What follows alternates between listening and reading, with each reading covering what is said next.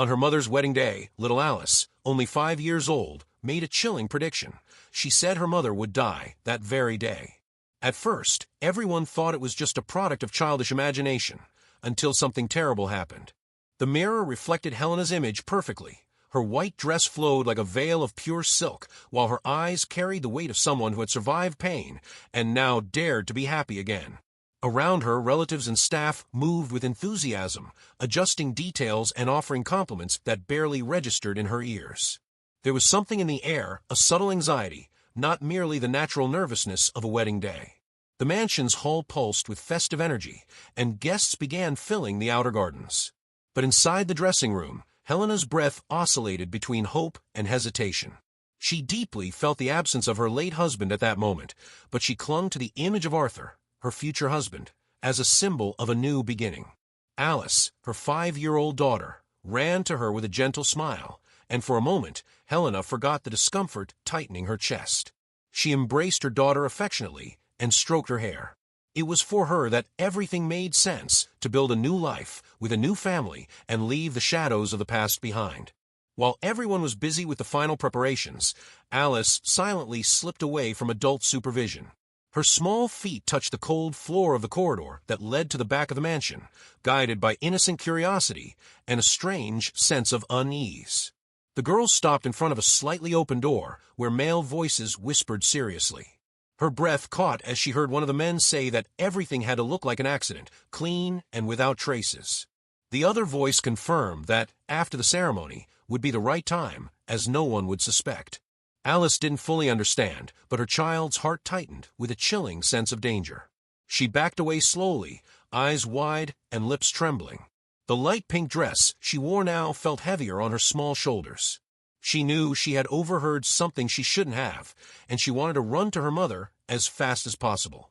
But her feet felt glued to the floor as her mind struggled to process this new fear she had just learned. Back in the main hall, the movement already signaled the start of the ceremony. Guests were taking their places, and soft music guided their steps as they settled. Alice walked among the adults like a small, restless ghost, her gaze fixed on the floor, and her thoughts swirling in confusion. She searched for her mother with her eyes, while avoiding the faces of the men she had overheard. She feared they might recognize her, even though she didn't know exactly who they were. Everything around her seemed too normal, and that only made the sense of threat even more frightening. Something was wrong. She felt it with every beat of her little heart. When she saw Helena at the top of the staircase, ready to walk down the aisle set up in the garden, Alice ran toward her. She climbed the steps in a rush, ignoring the nanny's calls. Her eyes locked on her mother's, and she pulled her hand strongly, as if trying to take her away immediately. But all she managed to say, with a trembling voice, was, "Mommy is going to die today." Helena instinctively crouched, holding her daughter gently in her arms, but her face hardened upon hearing those words. She tried to smile, thinking it was just a child's imagination, maybe something Alice heard in a cartoon, or a reflection of fear about the looming change. Still, a chill ran down her spine. She adjusted her dress, stood up slowly, and led Alice back to the nanny, asking her to watch the girl with extra attention. As much as she wanted to dismiss it, those words rooted themselves in her mind. Her hands trembled slightly as she fixed her veil, and her gaze began to search for something invisible among the guests. The wedding continued, beautiful as planned. But to Helena, everything now seemed more distant, as if she were walking through a rehearsed scene while something ready to collapse lurked behind the curtain. Deep within her soul, something began to awaken, a silent intuition, impossible to ignore. The ceremony proceeded with aesthetic perfection. Helena walked down the flower-lined aisle under the emotional gazes of the guests. Her steps were graceful, but there was a weight that didn't come from her heels. Alice's words pounded in her mind like an alarm bell, and the smile she offered to everyone was merely a trained mask to avoid alarming anyone. She walked toward the altar where Arthur awaited with impeccable posture and an apparently loving gaze. Each step was an effort to remain calm, for her instincts, sharpened by motherhood and life's scars, were screaming that something was wrong. The ceremony continued, but within her, a shadow of unease was growing. As she positioned herself before the groom, Helena felt a slight dizziness. She took a deep breath, trying to shake off the discomfort, but the feeling lingered. The air seemed heavier, the smiles more artificial. The image of Alice, with her tense little face and disturbing words, wouldn't leave her thoughts. It was as if her daughter had seen something everyone else was ignoring. Alice, seated beside the nanny, remained restless. Her hands clutched her knees tightly, and her once lively eyes now scanned the room in absolute silence. She recognized one of the men she had heard behind the door and instinctively turned her face away, fearing being noticed. Even without fully understanding, she knew he was part of the danger. The nanny tried to distract her with gentle words and phone games, but Alice stayed rigid, not smiling. She attempted in a low voice to repeat what she had heard, but her words were met with indifference and a distracted pat. The woman believed she was merely dealing with a child too sensitive for such a big event. Alice then fell silent, convinced that no one would listen to her. Her fear began transforming into silent anguish. Everything around her seemed normal, but she felt like she was in a place where something terrible was about to happen, something completely invisible to the adults. The ceremony ended with applause and laughter, and the guests headed to the hall for the celebratory toast. Murillo, one of Helena's business partners, raised his glass with a wide smile and began a speech in a festive tone. His eyes scanned the crowd, lingering on Helena with a gleam that seemed more possessive than respectful. He spoke of new beginnings and how change was sometimes necessary for growth. The carefully chosen words left dangerous undertones in the air. To most, they sounded like generic celebratory phrases. But to Helena, they rang like a disguised warning. She watched Arthur smiling beside his partner, toasting and thanking everyone. But his eyes no longer met hers, and that alone was enough for something inside Helena to begin to shatter. The small, previously scattered signs now connected into a subtle web of suspicion. Seeking a moment alone, Helena returned to her room, wanting only to gather herself. Upon entering, she found Arthur's phone on the vanity table, unlocked and with the screen lit. A highlighted message on the screen immediately caught her attention. "Everything's ready for the end of the night. Nothing can go wrong." Her stomach turned. The words seemed harmless out of context, but when added to the growing tension, Alice's phrase, and the suspicious toast, they became a silent sentence. The veil that had covered her logic began to tear, revealing something much darker than she had imagined. A chill climbed up Helena's spine. Her entire body went into high alert. She stored the information silently, showing no reaction. She knew she needed to understand more before taking any action. But there were no more doubts. Something was very wrong and about to happen. Helena returned to the ballroom with her shoulders held high and her smile carefully restored, but her heart pounded like a war drum. She walked up to her personal assistant, pretending to make a casual comment about the decor, and took the opportunity to ask if anyone unfamiliar had approached the team. Her voice sounded calm, but inside, a storm was building. The assistant shook her head, unaware of the tension hidden in the bride's eyes. Helena then casually mentioned what Alice had said earlier, as if recalling a stray comment. The woman laughed briefly, treating it like an innocent invention of a child. But to Helena, that reaction only confirmed what she was beginning to realize. No one else saw what she was seeing.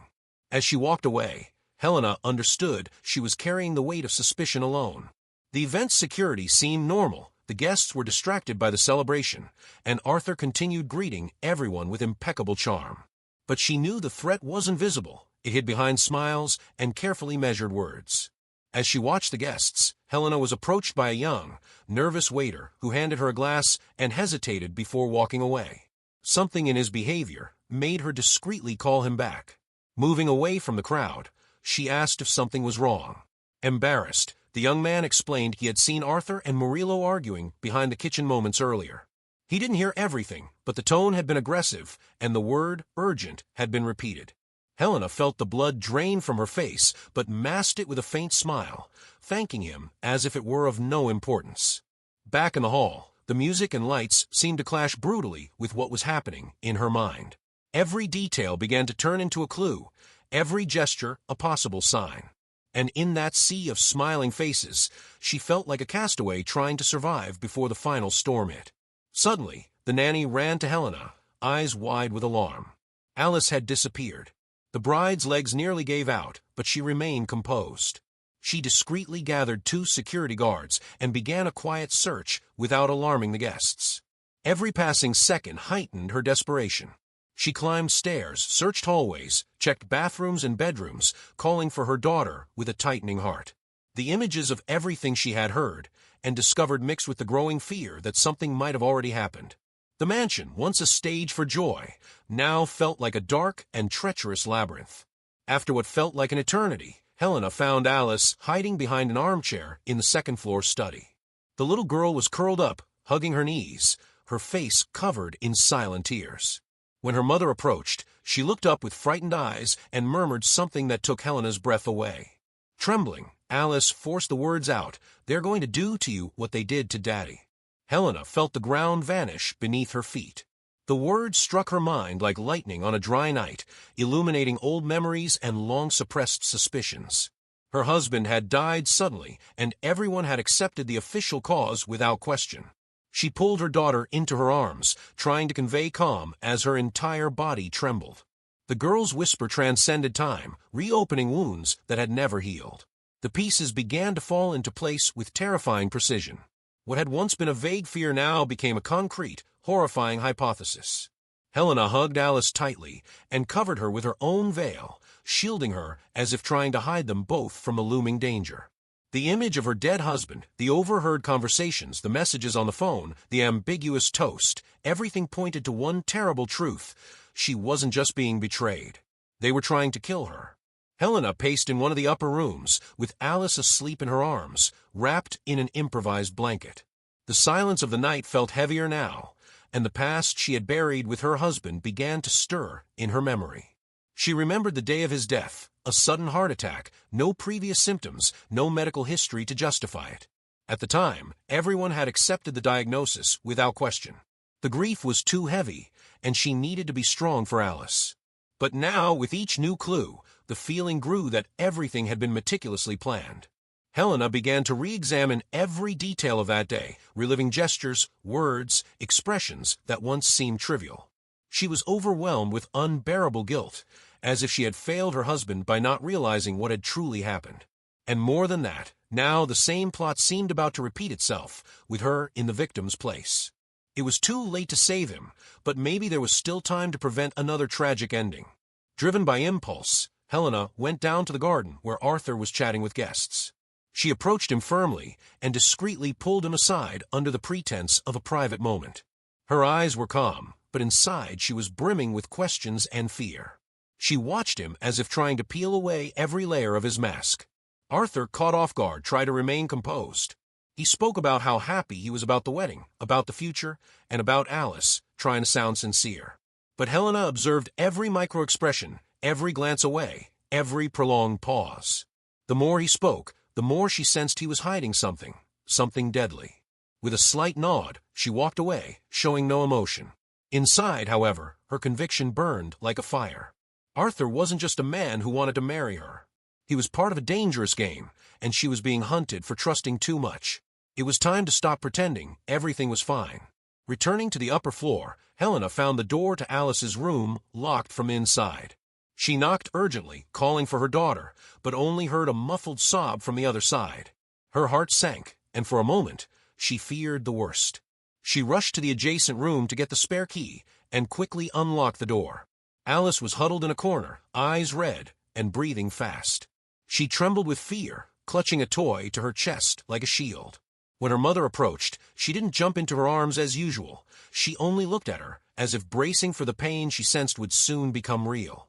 Helena sat beside her daughter, wrapping her arms around her fragile body, feeling the weight of being the only safe refuge left. She realized the girl's fear wasn't born of fantasy. It was something she had absorbed from environment, from whispers, looks, and things she had overheard in secret. Alice's innocence now carried a secret far too big for her age. Later that night, one of the mansion's oldest employees discreetly approached Helena as she passed through a side hallway. It was Alberto, the gardener who had worked with the family since before her husband's death. With discreet eyes and calloused hands, he pulled something from his coat pocket, a small USB drive. Without saying a word, he nodded and handed her the device. Helena took it with trembling hands, sensing its symbolic weight. It felt like she was receiving the key to understanding all the mysteries that had haunted her for years. The man's look said all. He knew. And for some reason, he had waited until this moment to act. Back in the room, she locked the door and plugged the USB drive into her laptop.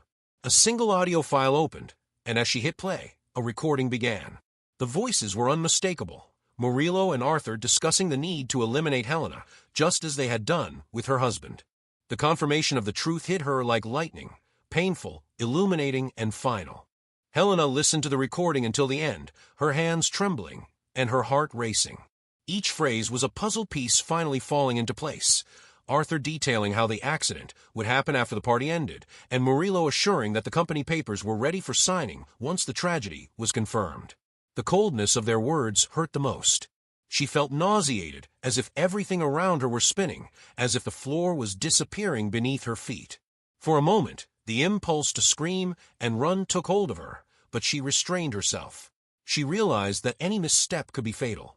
Now more than ever, she had to maintain the appearance of normality until she could act safely. She hid the USB drive and erased the file from the computer. Time was working against her, and the urgency to protect Alice came before any desire for revenge. She knew she couldn't trust anyone at that point. The wedding, which was supposed to mark a new chapter, was in fact the carefully staged scene for her execution. Helena tried to call the police immediately, but her phone had no signal. She checked other devices around the house, and all had the same issue. The Wi-Fi was down. Suspicious, she went to the mansion's security center and noticed the cables had been disconnected. Everything had been planned. The feeling of being trapped overwhelmed her body. The guests' smiles now seemed like background laughter in a macabre play. She moved among them like an actress who knew the script's ending, while the rest of the cast remained unaware of the tragic finale. Each time she saw Arthur or Murillo, her body tensed, but her expression remained calm. Her survival depended on this performance. Without outside help, she began devising a plan on her own. She needed to buy time, keep Alice close, and attract witnesses for the crucial moment. She didn't yet know how she would take the two men down, but she knew exactly what was at stake. Her life and her daughter's safety depended on it. Shortly after midnight, while the guests danced, Helena realized Alice had gone missing again. Panic seized her before she could think. She ran upstairs, down corridors, opening doors, calling out with a burning heart. This time, it didn't feel like a childish prank. She passed through the kitchen, the garden, the now empty hall. No sign of her. The longer the search went on, the more the desperation grew, as if she were losing the last part of herself. Her daughter's absence made her fear the plan had already begun, and they had decided to strike where she'd least expect. Finally, she found Alice in the mansion's chapel, hiding behind the altar, her eyes brimming with tears. The girl could barely speak, but managed to point to the door, as if she had escaped from someone. Helena embraced her tightly, and in that instant she knew the time for waiting was over. She needed to act immediately, with cunning, courage, and precision. She stood up with Alice in her arms and returned to the room, where she locked the door and activated her phone's recorder with headphones. She mentally reviewed everything she had heard in the audio and began crafting a plan. She couldn't confront the criminals directly, but she could use their own game against them. She just needed a public moment with witnesses. She decided to pretend nothing was wrong. She fixed her appearance, put her wedding dress back on, and returned to the party with Alice by her side, as if nothing had happened. Inside, fear was tearing her apart, but outside, she showed an almost celestial calm. Her eyes discreetly searched for the few staff members she still trusted. With a subtle signal, she gathered 2 longtime security guards and whispered an old code, one used by her late husband in emergencies. They nodded discreetly. The trap was set. Now, everything depended on perfect execution. It would be the final dance of the night, and she would be the choreographer. The music stopped for a moment, giving way to a new instrumental introduction for the night's final toast. Helena walked confidently to the center of the hall, holding Alice's hand and wearing a serene smile that hid the storm in her chest. Arthur waited beside the head table with 2 raised glasses, one for each of them. The crowd gathered excitedly, unaware of what was about to happen. Helena took the glass with rehearsed delicacy, watching Arthur closely. He toasted enthusiastically, while she discreetly switched her drink with that of a nearby guest. With a simple, elegant gesture, she brought the fake glass to her lips and pretended to sip. Then, she staggered slightly, letting the glass slip from her hands. The sound of shattering glass froze the room. Guests rushed to her alarmed, while the security guards, already in position, discreetly sealed all exits from mansion. Within seconds, Arthur and Murillo realized things were out of control. Their faces lost all color. The act had worked. And now, the truth would begin to shout.